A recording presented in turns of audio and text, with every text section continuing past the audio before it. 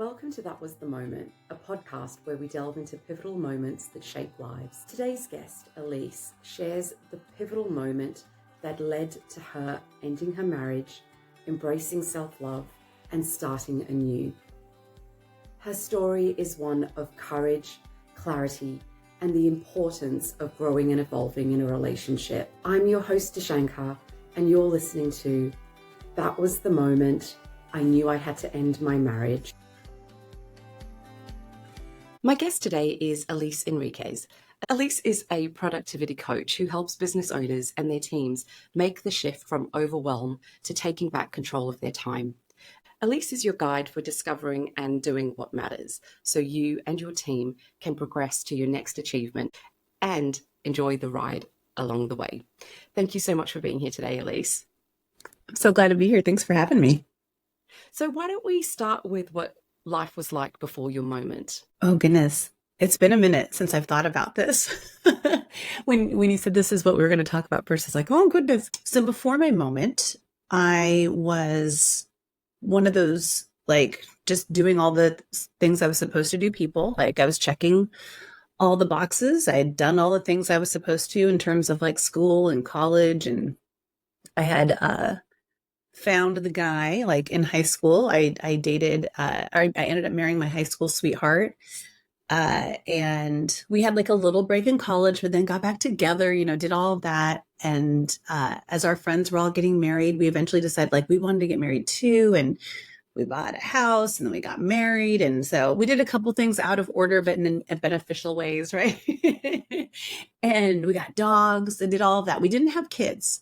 There was something about that for both of us where we both knew we didn't want to have kids. And I had had like a really good paying job at Microsoft in the early stages of the online advertising world for them. So I just was like doing all that, I had insurance and good pay and helped him get his business up and running. And then he turned that into a thriving thing and, bought house number 2 and then like we had rental properties and we bought house number 3. And we were just kind of like living the dream according to what I think society says the dream is. There were hints that maybe I wasn't living my dream, but I was living a dream. It's just not my dream. So it was just kind of one of those very like American dream, if you will, yeah. kind of things. Yeah. And what were the kind of hints that you were getting? I started noticing in myself that one, like a loneliness. So I had an aversion to coming home to an empty house. Like, so in the middle of the workday, if I would be out and about doing something, because eventually I was working from home. Eventually I was running my business from home. And first, so I had left Microsoft and then was in real estate. And then from real estate moved into coaching. So this was about 15 years ago that I moved into coaching. So I was working from home. And so I would maybe go to a networking meeting or I'd go meet with a client and then I would come home and I would pull into the garage and the garage door would close and I would get out my cell phone and I played games in my car on my cell phone for like 15, 20 minutes. I was like, why am I doing it? Like, it took me a while. I was like, why am I doing this? This is such an odd behavior. And I was like, oh, I don't want to go inside. Like, I'm lonely here at home. And what I came to later realize is I was lonely in my marriage, but I was lonely here at home kind of thing. Like, so there were those hints. Other parts of it were more like just watching myself put myself last a lot. Or just definitely not first, right? Like it was kind of like what needed to get done for the household, then I could work on my business. And that wasn't anything that anybody required of me, right? It was what I was telling myself was like, I had to like earn my keep somehow because I didn't make as much money as he did. And I thought I have to like make sure I'm earning my worth somehow. If it's not going to be, I'm not going to, make the financial contributions that he's making. I got to do something. So it just became this like, it was all very internal. It was all very, very much in my own head what were the signs at first. So someone from the outside would not see anything. They would just think, wow, she's got such an amazing life. Yeah. Mm-hmm. Like, yeah. Nobody would have thought a thing of it at all. They would not have even come close to guessing what would eventually happen for me. And okay, so take us to your moment. So it was 2015. I'd had another moment actually with my husband. We were on this trip to New York. It was like December 2014. I'd always wanted to go to New York in the winter time and see like the tree at Rockefeller Center and do all that stuff. And we had been on this auction item and got this trip to New York, and we got to go see Book of Mormon and got to do all these really iconic, lovely, New York things. And I just remember he was not happy. I was just like, and I was like, this, like, I'm so excited to be here. This makes me beyond happy to be here. Like, could you like try to pep it up a little bit? Like, I was like, I couldn't figure out what was going on. And I just, and I'd had other like attempts at confronting him, and I had other things I did where I would try to like, I felt like I was doing a lot of the heavy emotional lifting in our marriage. I was like, I'm trying to figure this out. I'm trying to make this work. I'm learning about different personality types, and oh, this is why we're different. And here's what I could do. And hey, do you want to know about this too? Like I was doing all of those kinds of things, but it never felt like it was all going to fall apart. But I remember that trip was a little bit of a hint to New York, that trip to New York, where it was like, this could be really fun. And this feels heavier and harder than it should. So fast forward to, it was September of 2015. So almost about 9 months later. And I decided to go on a family trip without him. So my sister and her family and my mom were all going on this trip to the beach in South Carolina. And we weren't going to go. We'd already said, we're not going to go on this trip. But my sister had just had a baby. And actually, this was a year after she had a baby. And I was just like, she's old enough now that I can play on the beach with the baby and like all this stuff. And I'm like, I just don't want to miss out on this. I don't want to miss out on this time with my family. And I said, I think I'm going to go. And he already had something else planned for work and for his team, and he couldn't go. And I was just like, but I think I'm going to go. And I'd never done that before. I'd gone on girls trips, but I'd never like taken like a family trip without him. Right. Like I'd never done work trips and things like that, but this just felt different somehow. And I remember, there were two things that happened on that trip. There were two moments, if you will.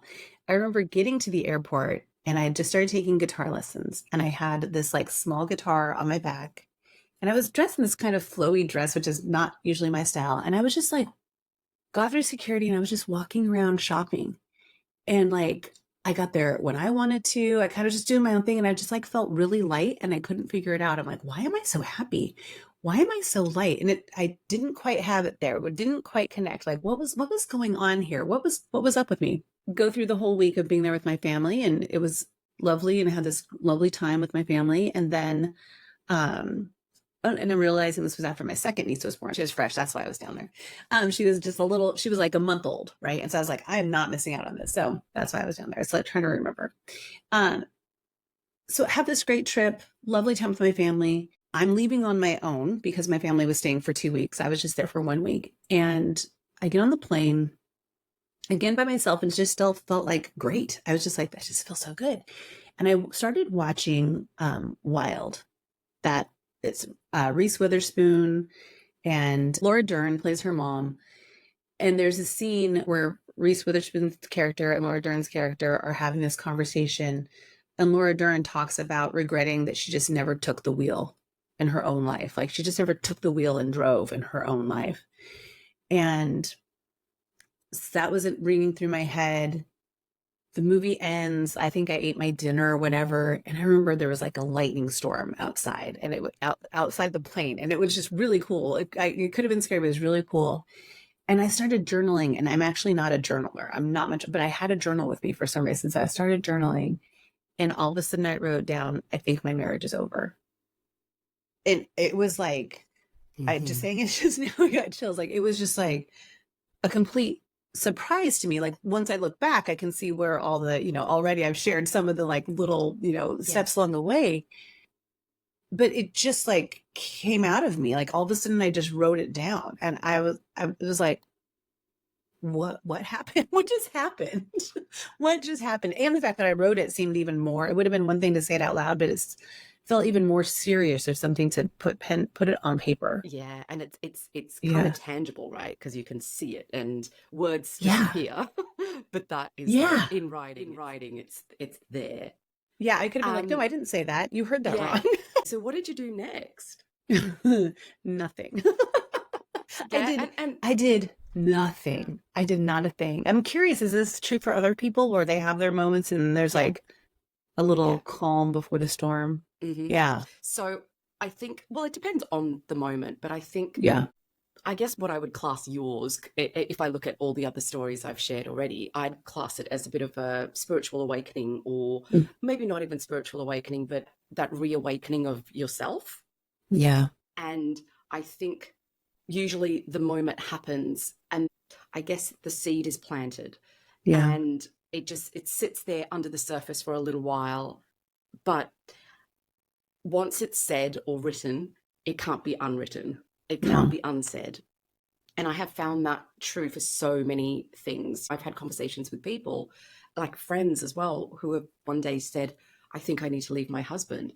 And then they go, oh gosh, I said that. And now I think I have to do it. It's not one of those things that you can go, hey, bye, I'm done. Yeah. So I think it needs that time to, I don't know, grow roots and get a bit bigger. But I think once you have that idea, once you know, you can't unknow. Yeah. And it's so interesting because I talk about that a lot with coaching clients. Like there's these things that they'll happen and you can't unknow them. You're Yeah. forever changed. Like nothing else changed outside of you. It's this internal shift that happened, and you can no longer go back to who you were before Yeah. that. That knowledge, Absolutely. that clarity without like some serious harmful numbing, right? Like you maybe hmm could try to go back to that, but you're still not going to be the same because now you're numbing out somehow, right? I always say it's almost like I remember being a little kid and like I'd be swimming in my aunt's pool and had to get out and go to the bathroom. And it like I wore like a one piece suit, and I'd get out and go to the bathroom. I'd like wiggle that suit off and go to the bathroom. And I'd like so I was always like, it always feels like putting back on a wet, cold swimsuit. Like Yeah. you don't want to, it just doesn't quite get back on right again. You can't quite fit and you're like tugging and pulling. It just isn't right. And that's how it feels to me when you like have these things that and now you just Mm. can't go back. You can't go back to who you were before. And I think that's why I refer to it as an awakening, because I think once your eyes are Yeah. open, you can't close them again. But I think, as you were saying about the numbing, I think the most important, it's that moment isn't the important bit. It's what you do Mm-hmm. after the moment that matters. Because as you Yes. said, you can just pretend, you can just numb. You can just pretend that it didn't happen, or rip that page up and go, oh no, I never wrote that. But yeah, so I'm intrigued to know what happened next. Well, what you're saying about saying it to somebody else versus writing it down and making it more tangible, it also made it interesting because it was something just between me and myself, right? And so it's like, am I going to honor myself? And so if we Yes. rewind for just a moment, the reason why it's important that it was my second niece that was born that led me to be on this trip. I'd already gone on the trip in the past, and like now I have this brand new second niece. My second niece's middle name, they gave her my name, Elise, as her middle name. And so I was there when she was born, and I remember and I didn't know that they were going to give her my name as her middle name, and that's not a tradition in our family or anything. So it was completely unexpected. And so they said, they were like, "Do you want to know her name?" And we're like, "Yes, yes, yes." And they said, "Catalina Elise," and I was just like, "What?" And I started crying. I was like, "Oh my gosh," And I remember looking back and thinking how pivotal that moment was because I was like, I can't screw around on this anymore. Like, I want to make sure that she's proud to have my name. And so, again, I didn't know what that meant. I didn't know what it was going to mean. But that was like that was the seed planting. The trip was like the seed had sprouted. And Okay. now, and on the plane, it like really like it like went up out of the dirt. And I was like, nope, we're going to just push that down. More dirt, more dirt, more So dirt. yeah, yeah. So immediately that's what I did. It was just like, So it's not like I came home and said anything to my husband or anything like that. That was September. So it took until November. And he was part of this organization for like coaching for the industry that he's in. He's very successful at what he does. It's just one of those things where like he's a great guy in all these ways. We just in the long run, we're not a good fit for each other. I mean, we are still friends and all of that now, but like we were at this point where I was watching the path that he wanted to take, and I'm like, I don't want to go on that path, and he wants that, and I don't have to stop him from that. He gets to have that if that's what he wants. And so he was heading off on this trip for this coaching program where he was going to be celebrated for all of this hard work that he'd done that I kind of didn't agree with in some ways. I didn't think it was very healthy the way they were doing things. And it was just very counter to how I operated. And so I wasn't going with him on this trip. So again, I made this choice, right? And he was winning this award that he really wanted. I just remember saying, like, please don't go. Because it felt to me like him, if he chose that, and I didn't want to have it be an ultimatum. So I was like, if he chose that, it was going to tell me what he really wanted. And he chose it. And I was just like, dang it. Like, I was hoping he'd be like, because I said something along those lines, like, I think we need time together. I think you should stay home. You know, like, I wasn't saying like, I'm on my way out, because I didn't think I was. I didn't know that I was for sure. Right. Like, but it wasn't until like he went on that trip and I had that space again, that by the time the day before he got back, I'm like, we need to talk when you get home.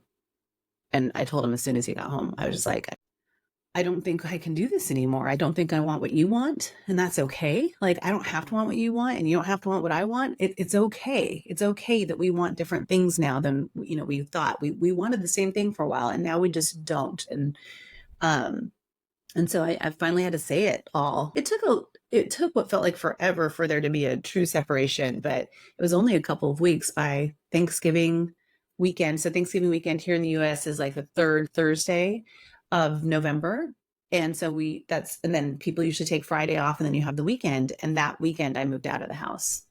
And it was one of these things where he was at first angry, hurt, all of those things, but he also very quickly came around to, well, if you want out, then here's a place that you can go. We owned this condo that somebody else wasn't living in at the time. And like, you could just go stay there for now until we figure this out. So it was interesting, says as upset and hurt as he was, he's also kind of like, I think underneath it all, and he shared this with me later, is like, yeah, it needed to happen. We needed to be done. But that doesn't mean it's easy, right? Like, when it's, Absolutely. Even though it's the right thing, it doesn't mean it's the easy thing. And so it took months to finally say the words. And then it took a matter of weeks to actually, you know, a couple of weeks to just, and maybe it might have just been like, yeah, maybe 10 days before I was just out of the house. And that was it. There was no like back and forth. There was no like attempt at reconciliation. It was just like, I just was at this very peaceful place of like, it's okay for us to want different things. Like, I don't want him to have to change for me, and I don't want to have to change for him. Like, I just don't. And was it a surprise to him, or had he felt the silent separation happen before? We haven't talked about that in that much detail. I think at the time he would have said it was a surprise. Everybody else was shocked. They were completely stunned. Like, everybody was completely stunned.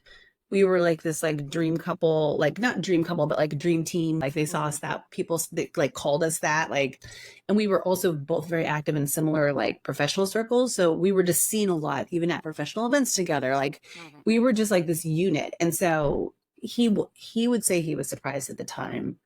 I think that it got that bad. And I would say, wow, you weren't paying attention, because these were the requests and the confrontations that I made sure happened, and nothing changed. Right. So it was hard, because I felt like I was speaking up, and I felt like I was making these requests. I just didn't ever do it with an ultimatum. Right. And it was kind of like, I think in my heart, it was just like, he's not going to change, and that's okay.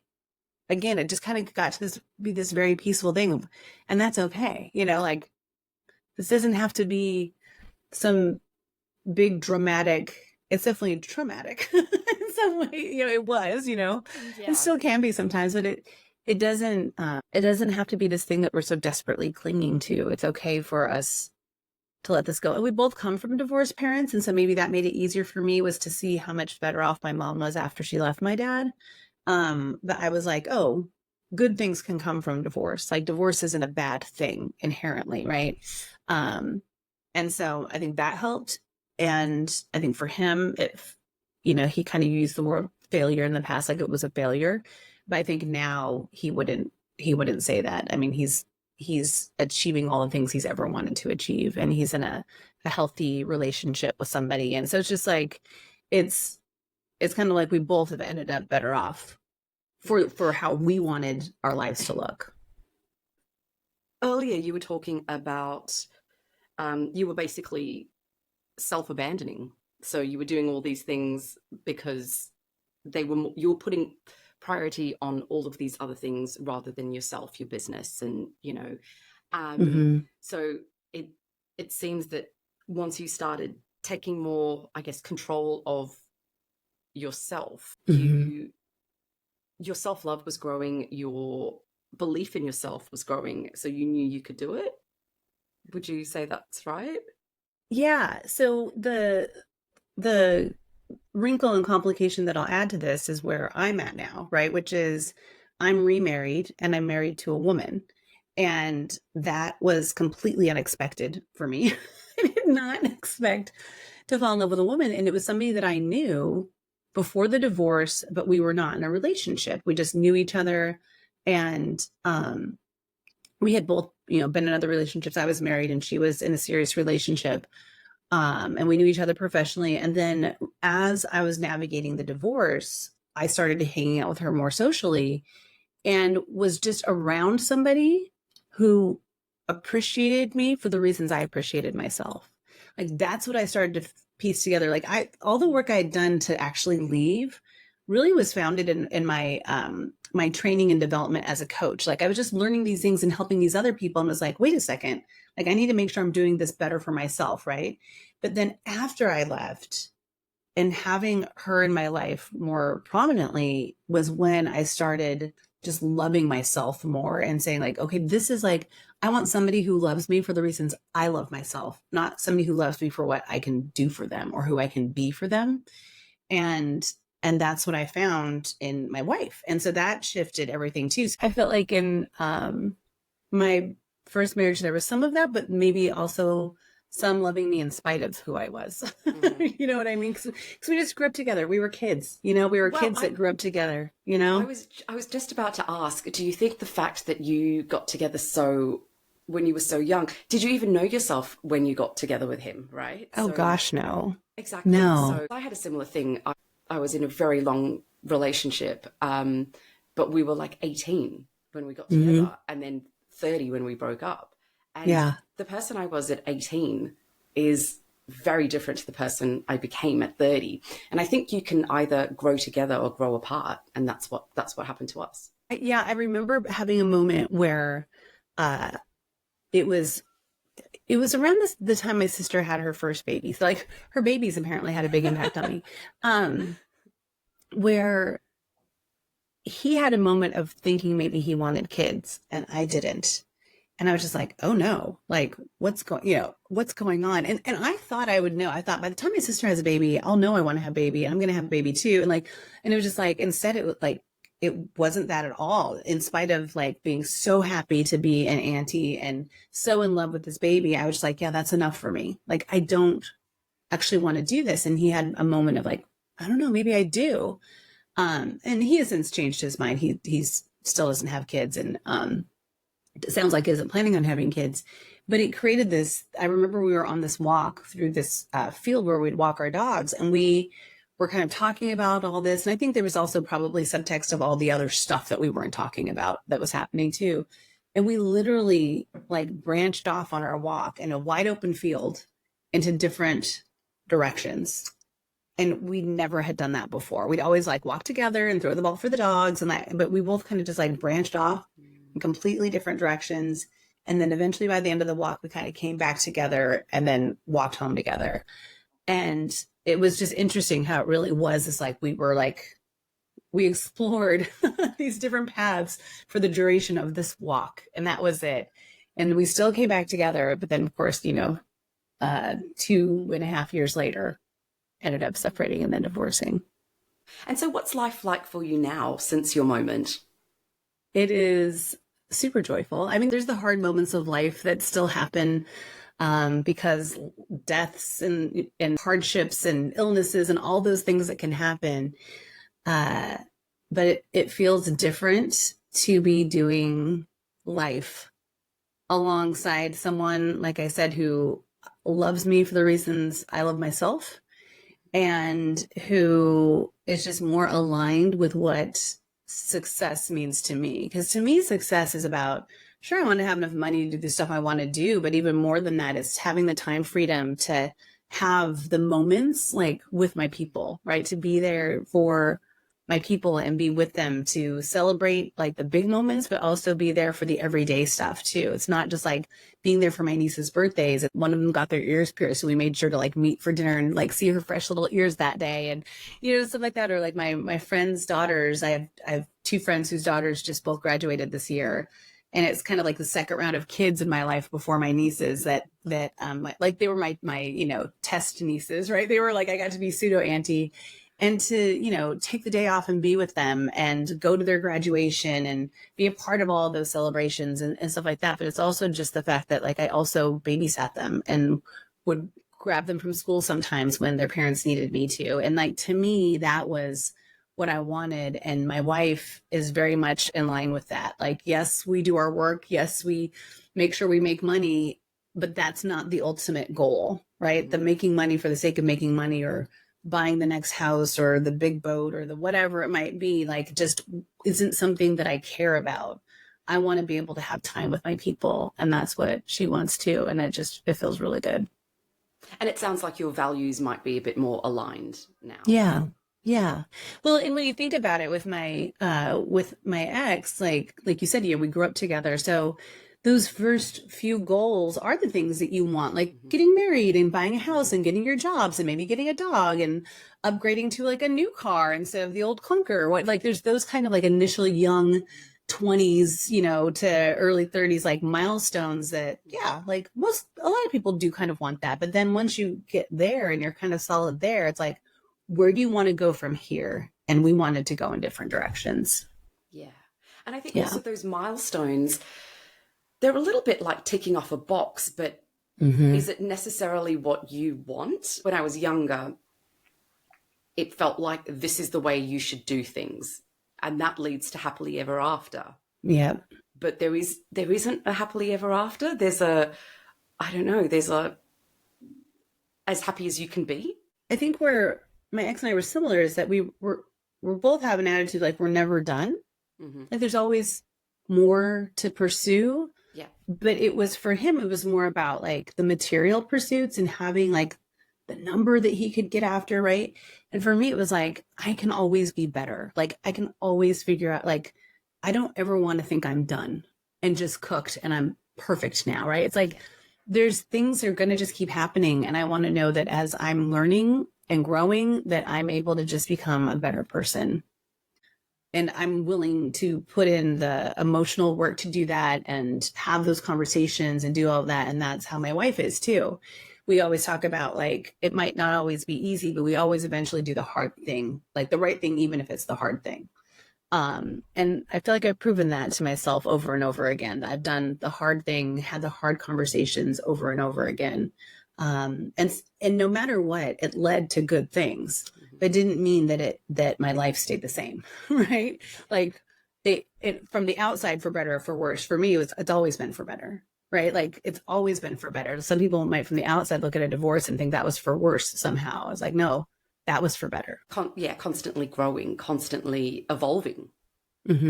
Yeah. Because I think that's what we're here to do, right? I think that's the secret of life. It's to continue to evolve. And I had this conversation with a friend who's got two young daughters, and we were talking about how she doesn't want her children making the same mistakes that she did. And I think that's also part of our evolution, is that we pass on our learnings, our wisdom onto the next generation, and they still have to make their own mistakes. But that's how we as a planet evolve, by learning from each other and always wanting to evolve as well, always wanting to grow, rather than having that fixed mindset where this is my life, this is it.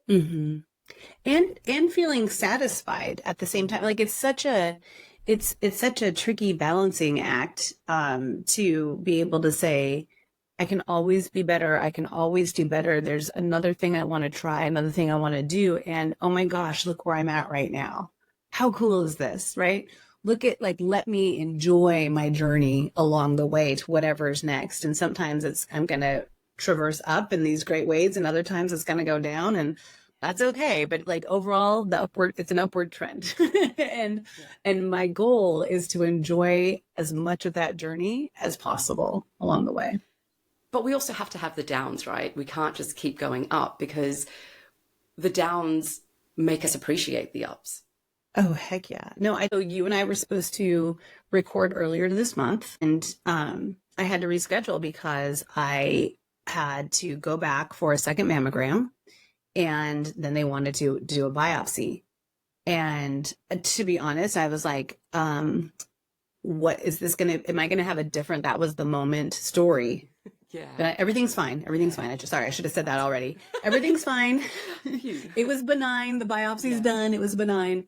But I was just like, I'm not in the right mindset to do this right now. And so so it was 2 weeks from when I was notified that I needed to get the biopsy to when I could actually get the biopsy.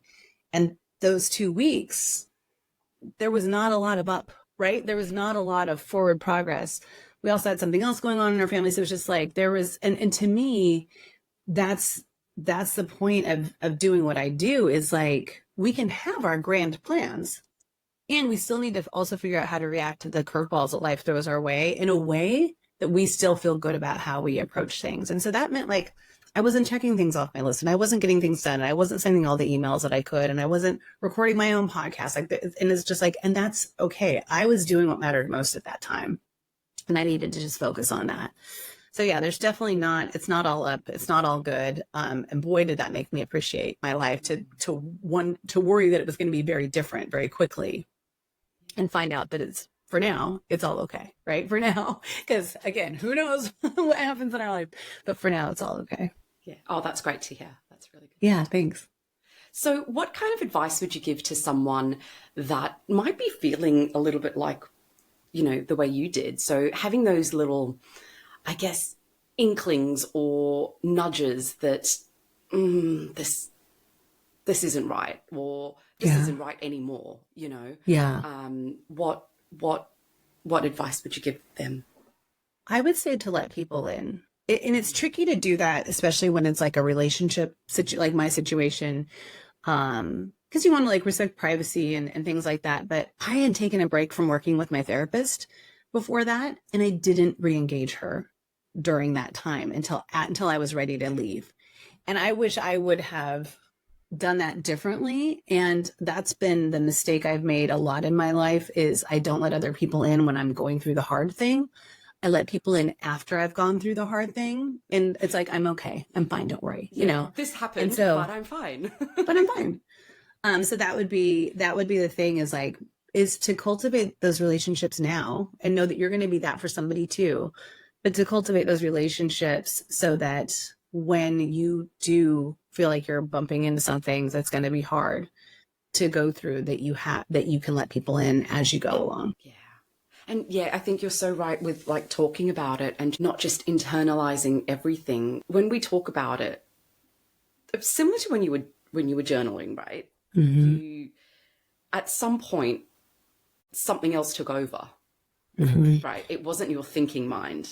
It was your feeling self. I probably would call it your higher self. Something took over, and that's why you wrote what you wrote. Yep. And thank goodness. Thank goodness it took over. That can also happen when you have a conversation with someone, right? If you're in free-flowing conversation, you're no longer thinking about what's coming next. And whatever comes out of your mouth, that needed to come out. You still journal? No, I don't. That's so interesting. I'm much more of a verbal processor. And I think that's the difference, is that I do have a coach, and I'm actually working on finding a new therapist. And my wife and I talk so much that I get to do a lot more like processing than I used to. I'm a lot less lonely than I used to be. Final question. Sure. If you could be remembered by one word, what would that word be? I always tell people to use the first word that came to their brain. The first word that came was kind. Okay. And the second word that came was honest. Okay. And what does being kind and honest mean to you? Well, I think it is having the conversations even when it is hard. Sometimes I think the best things we can do is have the hard conversations. Sometimes that's the kindest thing we can do. is have the hard conversations. Kindest for you and for the other person. Yes, absolutely. Absolutely for both. Yeah. That's wonderful. Thank you so much for your time today, Elise. I've really enjoyed our conversation. And I hope that if someone is listening, going through, that moment of, I guess, inner turmoil, or not even turmoil, just inner disturbance, and not knowing what that disturbance is. Why do I feel this way? Yeah, hopefully they can find some sort of peace in knowing that, they can have their moment too. They can. Yeah, you're definitely not alone out there. Yeah. Amazing. Thank you. Thank you for listening. I hope today's conversation empowers you and inspires you to know that no matter your current situation, your life can change too. All it takes is a moment.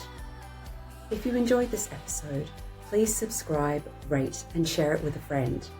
And if you would like to support the podcast, you can buy me a coffee at buymeacoffee.com/thatwasthemoment. Until next time, be present in each moment, because you never know when your moment will come, or when you have the gift of being a moment for someone else. Take care.